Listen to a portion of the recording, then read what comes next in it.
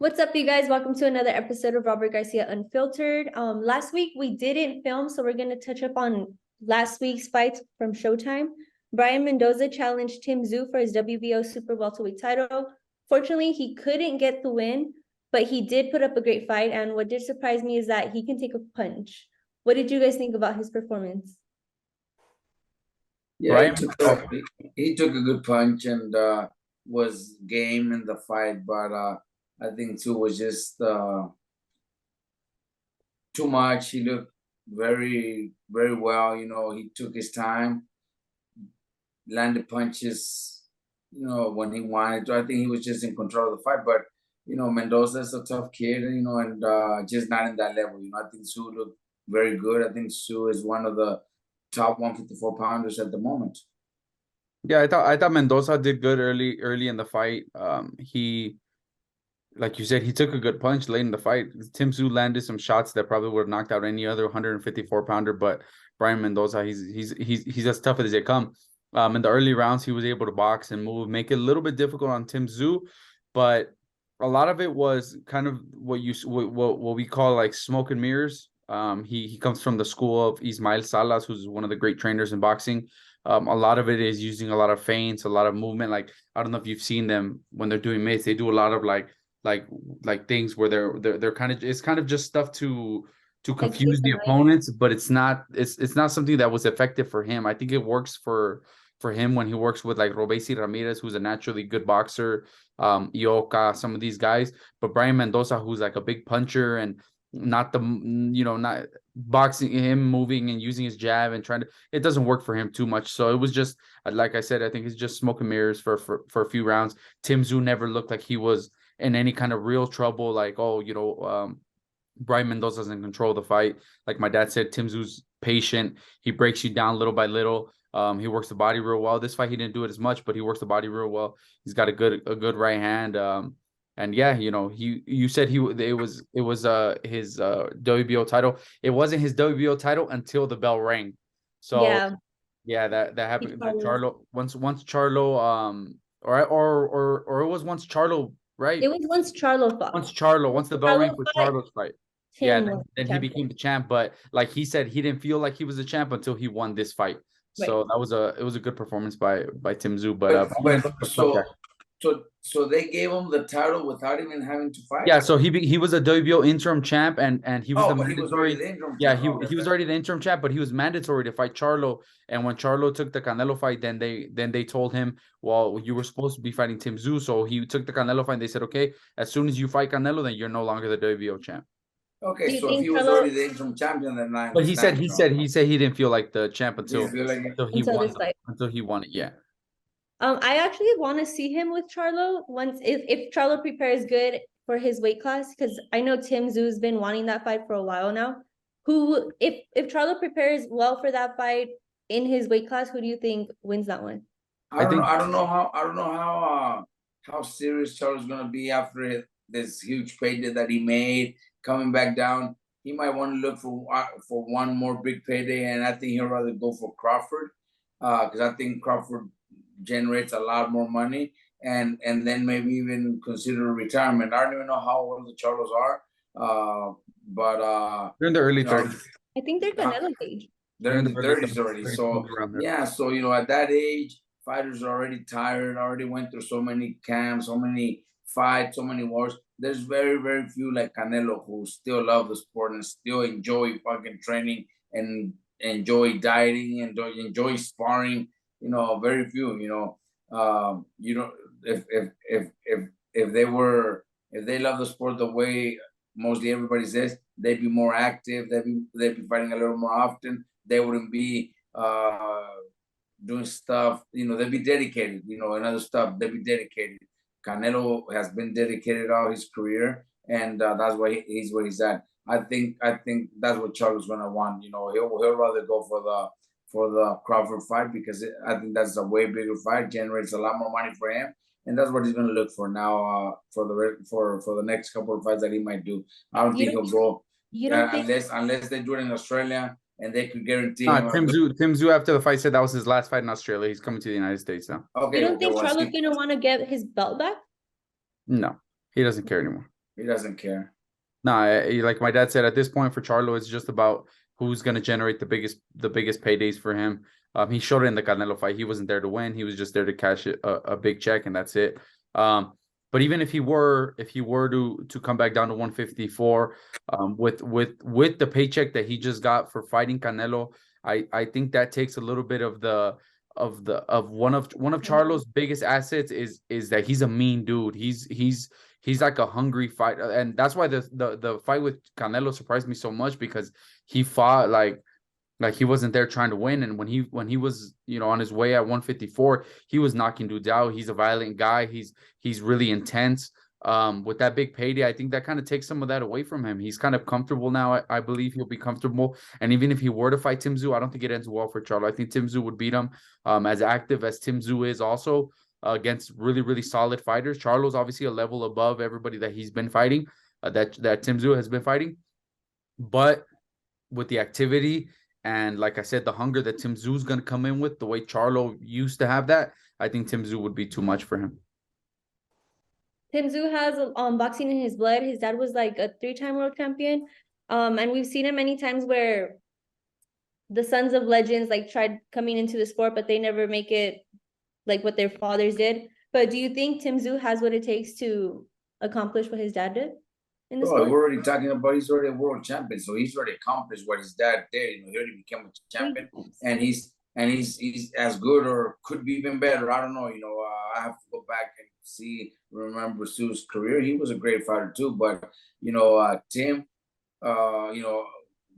asking can he be as good or better than, well, he already became a champion, and there's been other cases where the sons get into boxing and they never become champions. In this case, he already did. He's already a champion, and he's a solid one. He's a real one. So I think he could be. He already is as good. Could be a lot better than his dad.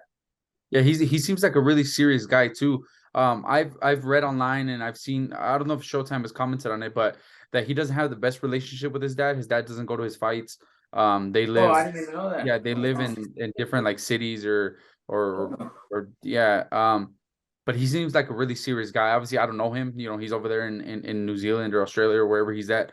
But he seems like I said, like a really serious guy. He's not there messing around. We've gotten the sons of former world champs that the money affects them more than it did to their dads. You know what I mean? Them growing up with money and stuff, and they're kind of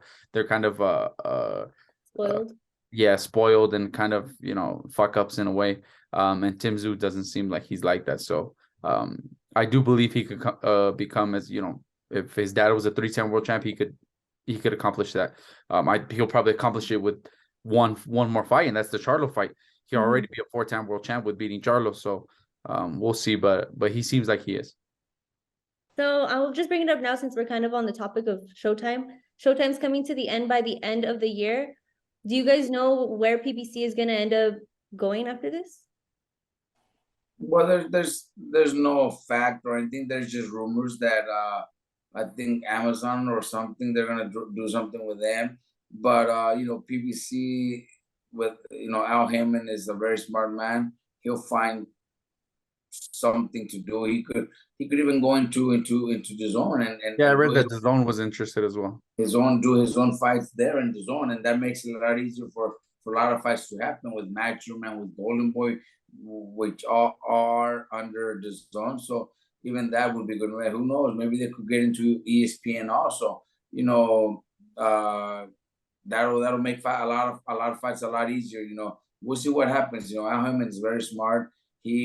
I'm sure he already has something, and when he does, the whole world's gonna be surprised. It sucks that Showtime's out. Boxing, we grew up watching the Showtime fights, HBO also, the 24/7s, All Access, and all that, and it sucks, but it's part of life. I think I seen something on Hopkins where he says, "Hey, nobody's forever, so this is just an end, and rest in peace to Showtime." It's just and he's real. He's right. Nothing's forever, and we just got to know that there's gonna be more work for Al Heyman and the rest of the promoters to find their places for the fights. do big fights so they could generate a lot of big numbers on pay-per-view.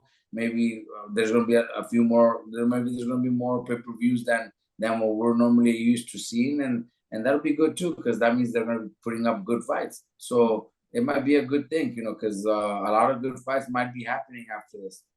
You Yeah, just it was. Oh, sorry. It was weird that they did that this year, because this is probably one of the biggest years that Showtime has had. I don't know the exact numbers of the pay-per-views they did, but I know Ryan Garcia Tank did over 1 million. Canelo Charlo did well. They had David Benavidez versus Caleb Plant. They Spence had Terrence Crawford. Crawford versus Spence.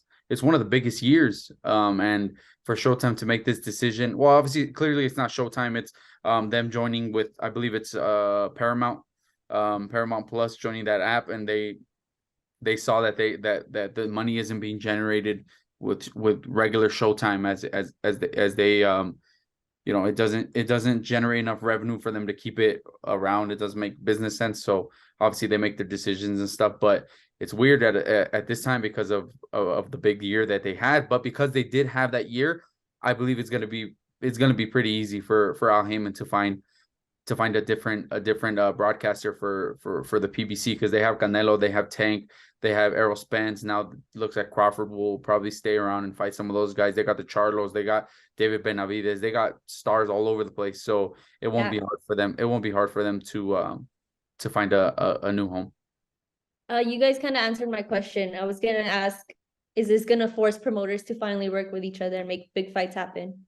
I think we're already kind of seeing it a little bit. Where, like I said, we got Spence Crawford isn't two different promoters working with each other, but Crawford made the decision himself to leave Top Rank to go make that big fight happen. So sometimes it's gonna be the fighters that have to make those decisions. Eddie Hearn did an interview this past weekend where he alluded to that, where he said that DAZN is going to be, or Matchroom is going to be letting go of a lot of fighters that don't take the matchups that they should be taking. They want to get paid like superstars. They want to be the main event. But then they want to pick and choose who their opponents are. Once you're at the top level, then you have to be ready for whoever they offer for, if I don't know who he's referring to. I assume, I'm just guessing, it's probably someone like Edgar Berlanga, who his first fucking fight on DAZN, I'm sure he's making a lot of money. He fights Jason Quigley. And I'm sure they're looking to step up in competition. And from what we've heard from various people in his past promoter from Top Rank and stuff, that he's, they're kind of particular with who they want to be fighting and stuff. So I think that's who he was talking about. But yeah, that's gonna make guys fight real fights, the way Showtime did it. You know what? Not just that particular person or I just figured that's one of the guys he's talking about. But that's one of the guys he's talking about for sure. Eddie Hearn is the one that said it, but Golden Boy, Top Rank, PBC, they all go through the same. They all have those fighters, that managers, trainers that are so picky, so protective, that don't allow a lot of big fights to happen. That's why boxing has changed a lot. In the 80s, early 90s. We were excited. You became really famous. You became, top 10 when you won a national title. Mexico's national champions were big stars, generating a lot of in the gates. The arenas. If you talk to my dad, he's gonna tell you, in the 70s, 80s, they a Mexican national champion was a big star, filling up arenas. Right now, nobody cares who it is, because they start picking opponents. The rankings were a point where you have to start from the bottom. You become number 10, then you're gonna fight the number 7 or 8, and to become 6. You were fighting your ass off to get to that title fight. Right now, it's totally different. Right now, the organizations, the promoters, the managers, they turned it into just a business. And you don't have to be ranked. You just call the WBA or whoever. You call the organizations and tell them, you know what, I need this guy ranked in the top 15 because I got him a title opportunity to fight so and so, and right away they'll rank him. That's the problem with boxing right now. That's why it has hurt. With Showtime, HBO that are going away, because we don't see those fights. We don't see the fighters that wanted to fight, the fighters that were willing to take that chance against the guy ranked above him to get that position. We don't get that anymore. There's very few fighters that would do it. Not many. So that's why, it's hard now. It's just a different. It's just a business now. You're not fight. How many champions right now haven't fought the mandatories in a while, in years? How many champions don't fight their mandatories? Where 30, 40 years ago, they were forced to fight the mandatories. They had but like you said, a lot of those mandatories are guys that kind of the promoter calls if they won, and you know what I mean. So I think it's correct. That's why it's all business. Why. So even the mandatory, that's why it's all business, and that's why those fights are not happening. And because you're picking, you're promoters, managers are actually working with the organizations to rank whichever one they want, up there. It's just the way it is now. But I think this is the year where that doesn't apply so much because of the fights we've gotten. I think like Golden Boy, I think Oscar has said it himself that he didn't want Ryan to accept all the terms that he did to fight Tank, but he did to make the fight happen.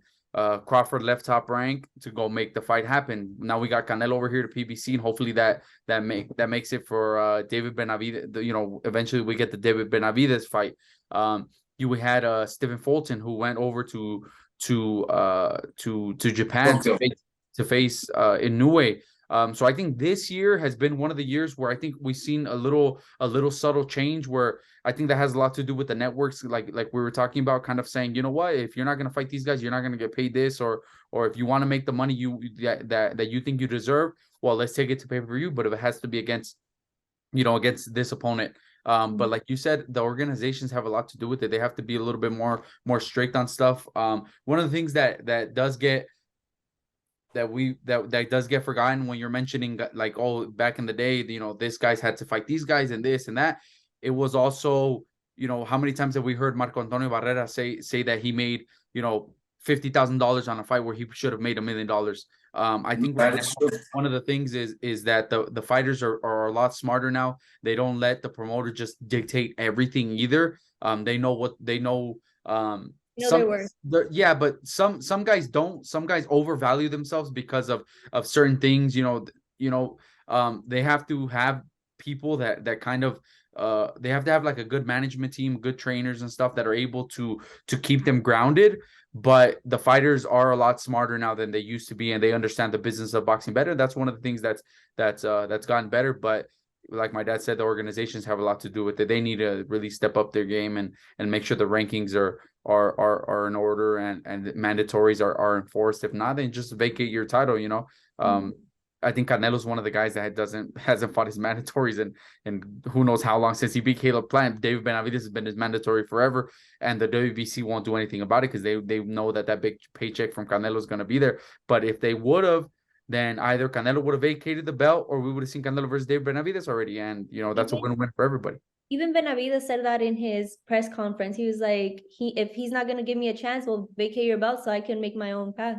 Yeah, that's what should be happening. If you don't want Canelo's above that. Canelo's above that. He's above titles now. That's what was happening back in the 70s and 80s, early 90s, where you had to do your mandatories.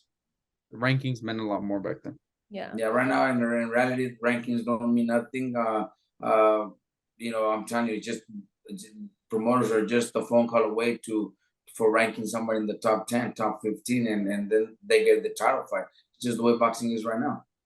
Where do you see boxing in the next 5 years? No, boxing is not all on streaming platforms. All on streaming platforms.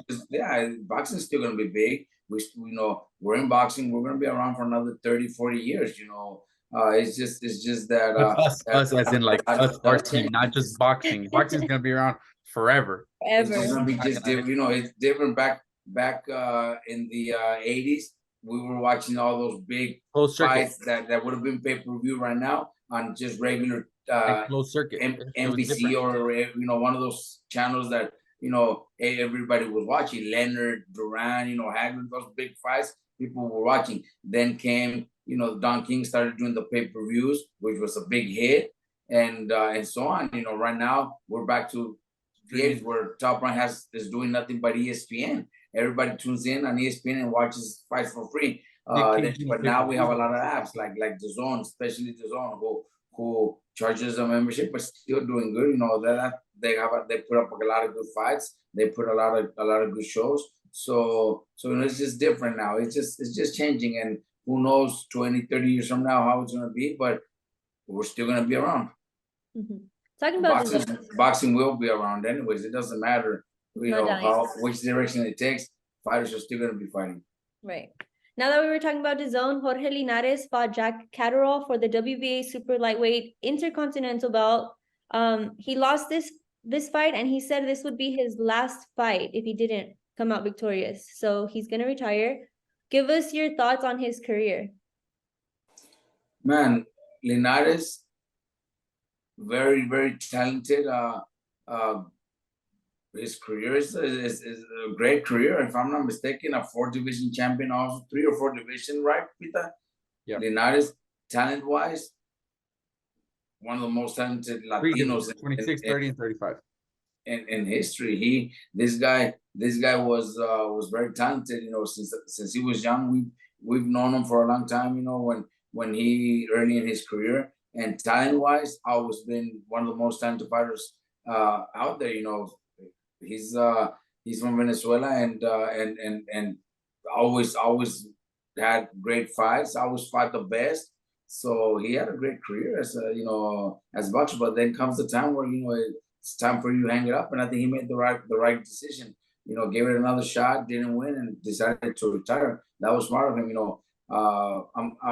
He's a very smart man. He's got great people behind him, and I'm sure he'll be fine. But yeah, talent-wise in boxing, great fighter, great career, great style, beautiful fighter. Yeah, one of the things you have to bring up with Linares is how talented he was, but he had a very weird career. He had he had fights where he should probably win, and then he loses. Like when he got knocked out by Pablo Cesar Cano in the first round. But then he goes and faces Lomachenko. He's able to drop him, and then he gets stopped. He fights Devin Haney. He hurts him, but he loses a close decision. He had a very, very up and down roller coaster kind of career. Some performances against guys that he probably shouldn't have, had that kind of performance, and he loses, but then he ends up losing, or it's a difficult, like if we rank him in terms of like being a Hall of Fame fighter, I don't believe he's a Hall of Fame fighter, but he was a great talent who had like I said, a very, very weird career that's hard to judge, because he gave Lomachenko a great fight. He gave Devin Haney a great fight. And these are later in his career. I'm not even talking about the early stuff. This is later in his career when he's a little bit older. But then you look at some of the stuff in his early career. He gets knocked out by Cano. He gets stopped by DeMarco in a fight that he's winning. It's just a up and down career, but overall a great talent, like my dad said. Yeah, great talent. Gave us great fights, and if you see never him, fight until just his skills, you're gonna see that nobody could beat him. But like Pita says, something about his career that he got knocked out a couple times. He would get stopped, or he would be winning, dropping, and then he gets beat. So it was one of those careers, yeah, that you never knew what was going to happen. You can't really Amir Khan put all your money on him because you don't know what's going to happen. But talent-wise, he was one that you could say this guy is never going to be beat, because he had you would have great seen him talent. in the gym. If anybody would have seen him in the gym, any manager, promoter, before knowing who he was, every single promoter would have given him $1 million and signed him and been he was that guy to become the next star. But then he would have his weird performances. So yeah, he was that great guy. talent, a great person. Him and his brother and their whole team, Mr. Honda, taken. He was with Golden Boy for a long time. A great team. They did a great job with them. But yeah. I didn't see this fight, but how would you guys rate Catterall's performance? Not very well. It was like we said, Linares at this point, this is really, really late stage Linares. He probably shouldn't even have been fighting up until this point. And Catterall didn't have the best performance. He won most of the rounds, but played it real safe. I think at this point, if you're going to be one of the top dogs, which I think Catterall is, because he had a great performance against Josh Taylor. Most people thought, including myself, thought he won the fight. But you have to be able to put this Jorge Linares away to make a statement at 140 pounds. Right now, you have a lot of like the guys like Josh Taylor and some of these older guys at 140 pounds. But the next group of guys, like the really young guys that are moving up from 135 and or guys that are 140 but they haven't got their shot yet. they're on their way and they're making big statements. So I think Catterall needed to make a big statement. He really didn't do that. So moving on to this past weekend, Giovanni Santillán had a dominant performance over Alexis Rocha. He knocked him out in the 6th round. Tell me a little bit about your mentality, Theo, going into this fight, because I know you guys know Rocha's team and Rocha as well. Well, honestly, we thought it was going to be a very difficult fight. We thought it was going to be a very hard fight. But before you get into the fight itself, bring up how you got offered the fight, the two different I don't know if Beba knew this, but the two different options that Top Rank and Brad called you about, and what you would have rather have done, for the reason that, you know, like Beba said, we've known Rocha for so long, and you know how that process went, so that people could kind of understand, you know, what kind of fight it was for you. I didn't know about that, so well, you know, going into this fight, you know, when they told us that there was a chance that we could fight Rocha, the Top Rank also mentioned the possibility that they could look for a fight against Josh Taylor, and my first choice was Josh Taylor. I not only because Rocha's our friend and Hector's our friend, but also because, you know, I have that little, you know, I got to get that fight against Josh Taylor. You know, he beat us with Jose, and congratulations to him. He beat us well. You know, I'm not complaining about it, but I know I want to get him back. You know, nothing personal, it's just a sport. But you know, I would prefer that. But you know, it's also something that Santillán wanted. You know, he knows they're both Southern California fighters. One is Orange County, the other one is San Diego County. You know, Rocha's getting all the attention. Rocha's the one headlining. Rocha's the one everybody's talking about. He's the #1 ranked fighter in the world. So Giovanni wants that too. You know, Giovanni knows he's as good or even better. He proved it already. So he, you know, that's also personal. So I couldn't tell them not to take the fight either.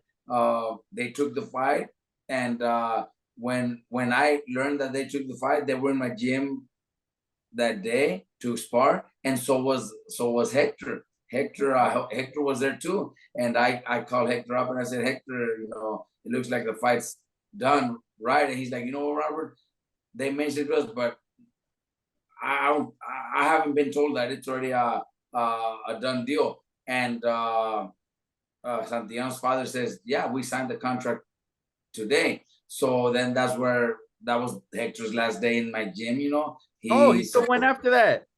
He still went after that. Did he go after?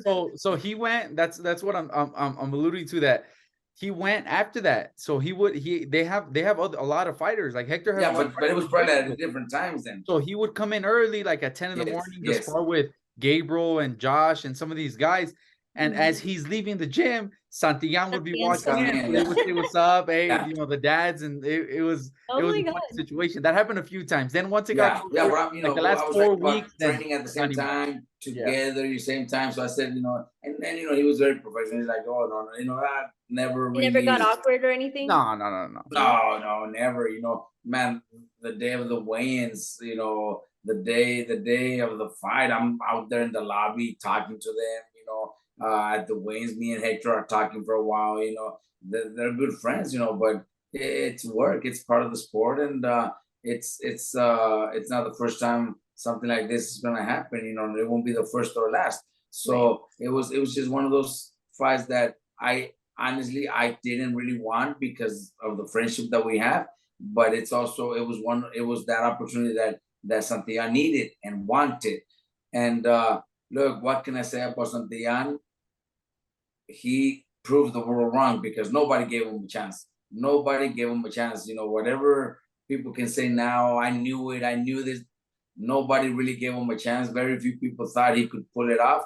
One thing is, this guy needed the win so bad because of that spot. You know, he wanted that recognition here in Southern California. He was below Rocha, and Rocha was the welterweight, the star in Southern California, and and he was so focused. That's one thing that I really admired from Santillan. At the weigh-ins and the day of the fight, I've never seen a fighter that focused and determined to go out there and win the fight. And look at what he did. Surprised the whole world. What he did was one of those fights where I compare that.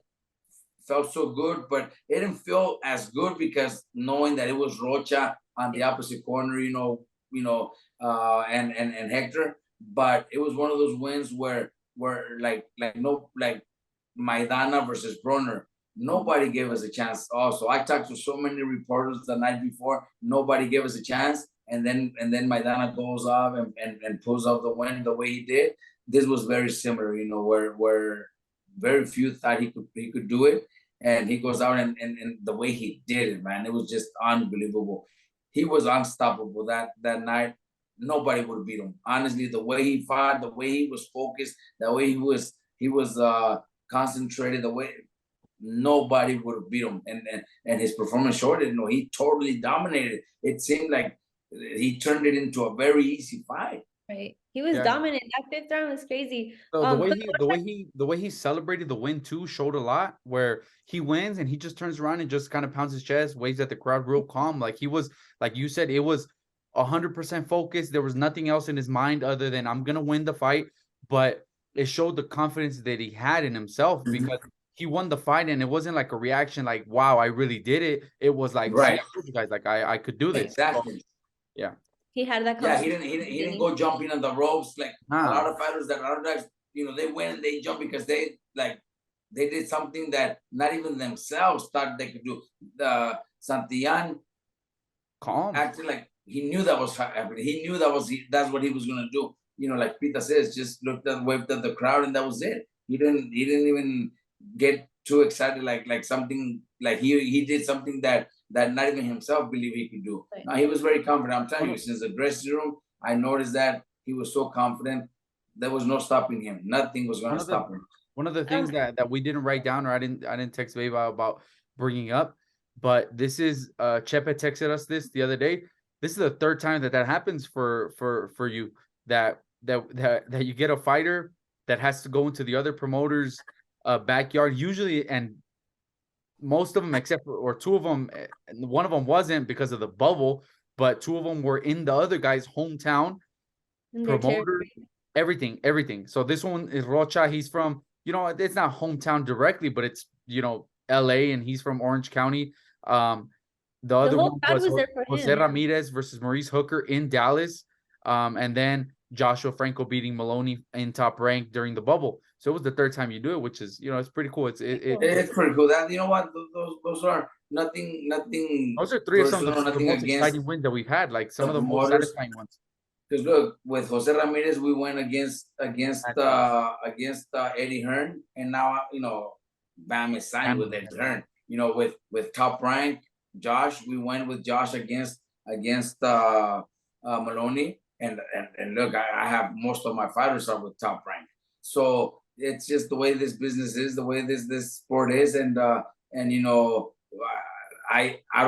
work for my fighters, not the promoters. I train my fighters to win. I don't. Oh man, he's with Top Rank, so I got to take it easy. No. If Josh got that opportunity to fight for the world title against Maloney, we're gonna go out there and do whatever it takes to kick his ass. And we get beat, then we get beat, because it's also happened where my fighters have lost too. But it's just the way it is. This time was also one of those exactly same thing that Peter's saying. Going in there, we hadn't been in a Golden Boy card for a while. We had a few Golden Boy fighters a few years ago.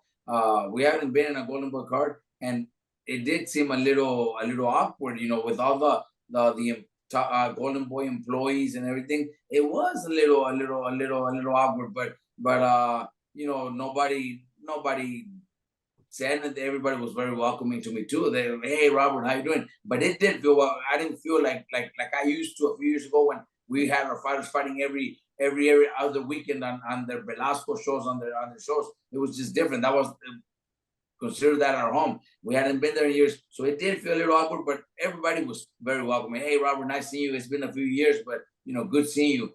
But I was there to do my job, and we did, it was an unbelievable fight. Honestly, it was one. Oh, and by the way, just before we forget, so I talked to Santiago earlier today, and he confirmed he's going to be at our meet and greet. Hey, for the So we gotta start pushing that. Josito Lopez did too. I think Josh will be here by then too. Okay, perfect. So we could put him up on. We gotta announce whoever Yeah. everybody's gonna be there. Right. I haven't seen that fight on the TV. I was actually in attendance because I had to do an assignment. But I saw a few comments saying that you were telling him in between rounds that you had to knock him out, that he had to knock him out. I'm sorry, that he had to knock him out, or else they were gonna seal the fight. Tell us a little bit about how that conversation went. And they did, and one of the judges did have him up after like 3 or 4 rounds, even though Really? Santiago won every fucking Yeah, round. but I don't think I told him you have to knock him out. I don't think I was told him You that. told no. him something about Ray. You told him I said, Ray I said, Corona, look, yeah, I love Ray. I love Ray, Yeah, and my job is to help my fighter up motivate too. him. Ray is one of the best here in Southern California. That's why they gave him the fight to be the head, work the main event, because he is one of the best. They wouldn't have given it to him if he wasn't prepared. He's prepared.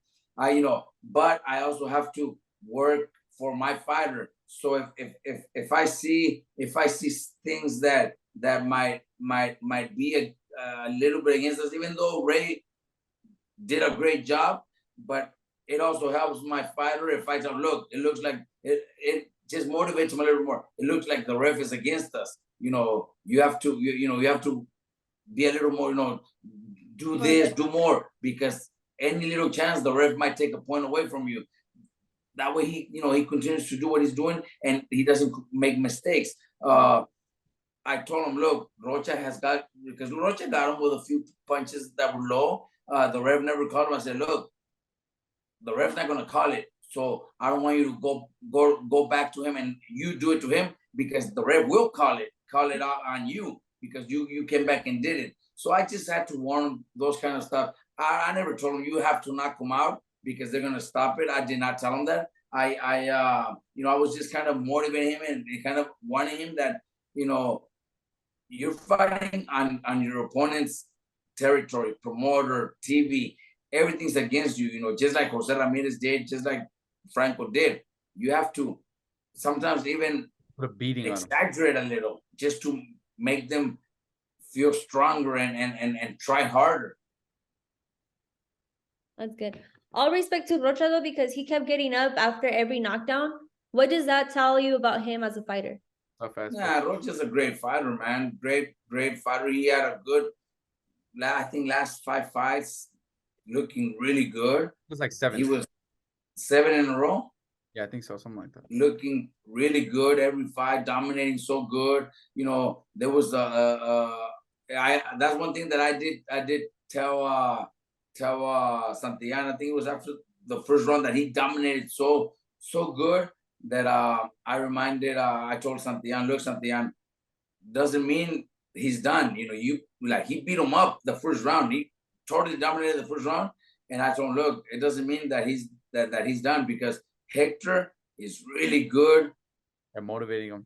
Motivating his fighters, pumping them up. Because there's a video that went viral, on social media with Hector, where Hector's telling Rocha, you're gonna hate yourself tomorrow because you're not fighting the right fight, and he goes out and knocks him out in the next round or stops him in the next round.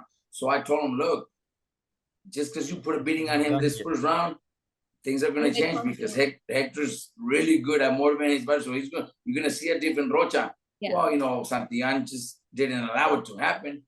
Continue dominating, but that was something that I was also very, very aware of, because Hector's really good at that. I've never been knocked out or anything like that, but what does it feel like to be in that situation that Rocha is in right now? That's fucked up that she asked you that about. That's fucked up. Because I've been knocked out. That's what you're asking, right? Maybe you're wow. You know what? This is the last time you're the host. Wow. No, nothing bad. I just want to know. Like, what's it like? What's it like after that, knowing that in that situation, like going into the next fight? Yeah, I mean, look, you could have worded it a little bit better, maybe. Well, Why? Sorry, that's just how it came out. My bad. Okay, well, I know that's not, you know, I didn't the mean it first, bad. look, the first time I got dropped, I remember yeah, it was like in my 7th or 8th fight. I don't even remember 9th, whatever. In San Diego, actually. I got dropped, and the first thing I remember was the ref in front of me. I don't remember going down or getting up.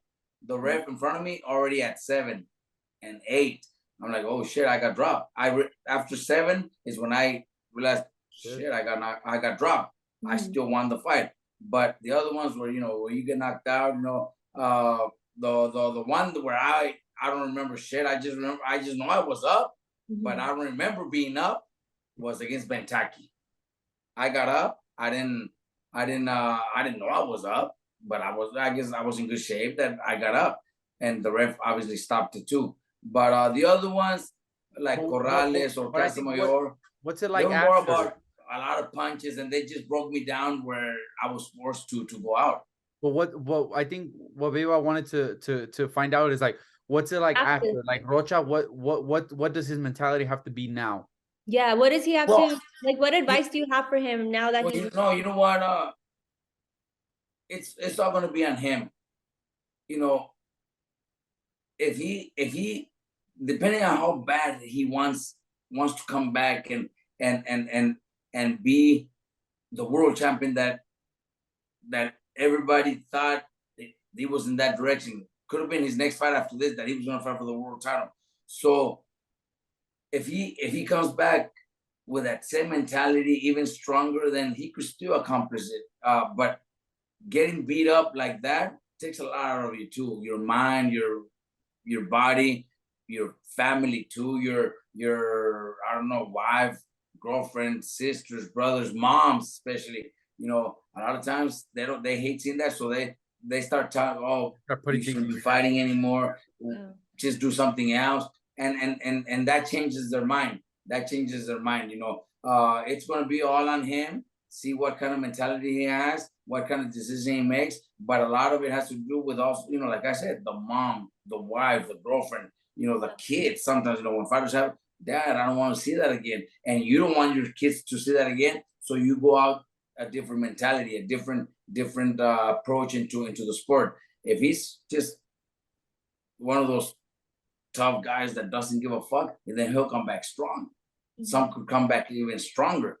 But it's all gonna depend on people around him, himself, mentally. If he's one of those guys that, yeah, you guys are right, you know, fuck it, or himself, fuck it, I never experienced that before. Now I gotta be more careful. It'll make a big difference, but hopefully not. You know, he's young, he's still young, and he's still full of talent. So hopefully he comes back strong. I think I saw in like after the fight, he said that he was thinking about coming back and he's gonna be better than ever. Well, you know, like I said, you know, hopefully that's the mentality he has, because he's got, you know, he's got the skills, he's got what it takes to become a champion. Hopefully he does, you know, you know, but then there's gonna be a lot of people around him, the mom especially, you know. I don't think he's married, but the wives, you know, the you know, they come around. I don't want to see you get hurt, because that was a beating, and I'm sure his whole family was hurt. Yeah. So they're all gonna talk to him different ways. They're all going to talk to him kind of in a direction where we don't want to see this again. So it's going to be up to him now. And I don't know if he called him out, but Santillan did say that he was looking at Mario Barrios' last fight against Ugas. If that fight ever happens, like, how do you see it playing out?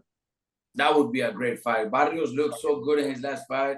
I think it'll be a great fight. Barrios is in a great position. It'll be a big fight. It'll be a huge fight also. I didn't even know Santillan. They asked him who, and he brought up Mario Barrios.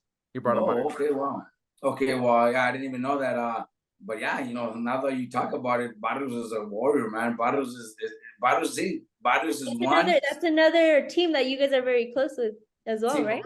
Barrios is one that has taken a beating, that has been beat before and knocked out. Yep. But he's come back strong. That's somebody that Rocha needs to look at. That's come back and look at what he did with in his last fight. ¿Cómo se llama? Con Ugas. Look at what he did. He dominated. He fucking went and he was the underdog too. After he's already lost, after he's already been knocked out. Yep. So see, that's the kind of fighter, the kind of heart, the kind of mentality Rocha needs to have to come back Barrios like happened that. with Tank and with Keith Thurman. Yeah, so That kind that of guy back is, to you back know, in a so that's what I'm saying. You know, that's a dangerous guy. That's a dangerous guy. So I didn't know Santillan said that's a fighting. Well, that would be a badass fight. I would love that too, because it would be a huge fight. That's what boxing needs. Those type of fights. Those people conning each other. You know, not where, oh shit, I only want to give you 25%. Oh no, 25 is not enough. Fuck that. I'm not fighting. Fuck that. It happens. It's just the way boxing is. It's true. 25%. Oh, I want 30. Oh, I want 40. Prove you're worth more. Right. Yeah. You know what I mean? So these guys, man, those are the fights. And I know Barrios is that type. And I know Santillan is that type also, you know. He doesn't care about, you know, who's making more percentage, or if they're happy with their pay, they're happy and they sign their contract. That's what it is.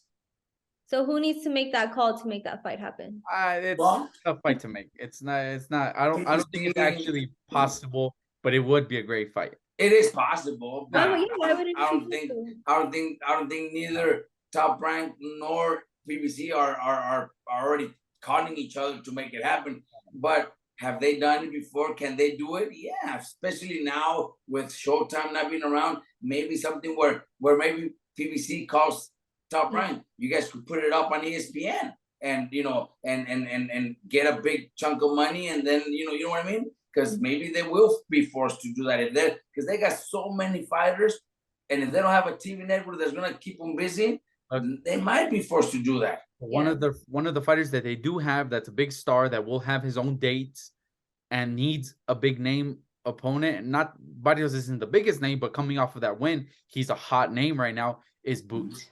So they're gonna make that happen. But Santillan versus Barrios is not something that's possible. Like we were talking about how they asked you about maybe the Josh Taylor fight. I know Santillan would love Barrios. We would love that fight. That the fans would enjoy that fight. But they brought up the Josh Taylor fight. I think that's something that's more reasonable. Something that could potentially. Well, it's reasonable because they're gonna offer it to him. But like everybody said, Karen, believe me, Josh Taylor's not. Josh Taylor probably won't take it. But I'm saying either way, that one's more reasonable than him looking at something with a cross with PBC. I think the reason the Golden Boy one made sense and it was perfect was because Rocha is with Golden Boy, and Golden Boy doesn't have other welterweights as well. Rocha and Giovanni were in a similar situation where they're with promoters who don't have other welterweights, other world champs. All the welterweights are with PBC. Most of the welterweights are with PBC. There's very few welterweights that are with Golden Boy and Top Rank. Top Rank doesn't have a single one world champ. Golden Boy doesn't have either. So there's nothing that you're really looking forward to, like, oh, you know what, Giovanni could fight, you know, Crawford if he was with Top Rank still, or Rocha could fight Virgil if Virgil could make welterweight still, you know what I mean? So those weren't, I think it was perfect for them to fight. Barrios is gonna fight. He's gonna fight Boots Ennis. If he doesn't, he could fight Stanionis. He could fight Keith Thurman. He could fight. There's multiple guys options with PBC. So it just makes a lot more sense, you know, for him to fight you know, over there. So it's a little bit harder to make those kind of fights with PBC. But it would be a great fight. It would be a great fight because they have so many welterweights already. Yeah. I didn't write it down, but I just remembered you wanted to touch up on Fury's fight. No, so the thing is that those were all the topics we were gonna get into, guys. That's all we were gonna talk about, but we were just gonna bring up this weekend, you know, Tyson Fury versus Ngannou, if you're into that kind of thing. I'm not. I will be streaming that fight if it even interests me enough to stream it. But the one fight that everybody needs to watch, everybody needs to pull out their DAZN accounts and make sure you guys pay for it this month, is Foster versus Roque Hernandez. That's going to be a great fight. Matchroom has back-to-back, I think, weeks for the next, I don't know how many months that they're going to put on great fights. This is one of them. Roque Hernandez getting his title shot. Foster just beat Rey Vargas, you know, in a one-sided beating. So it's going to be a great fight, and people need to tune into DAZN this Saturday. That's at 130 or 126? 130 pounds, I believe. That's a good division right now. It's stacked with talent too. So Rocky, we know Rocky. He's badass, man. He's a great fighter, great power. So we're cheering for him, definitely. Hopefully he becomes champion of the world. Honestly. All right, well, that was it, you guys. Don't forget to like, subscribe, share this video, and then stay tuned for the next episode of Robert Garcia Unfiltered. See you guys next week. All right, cool.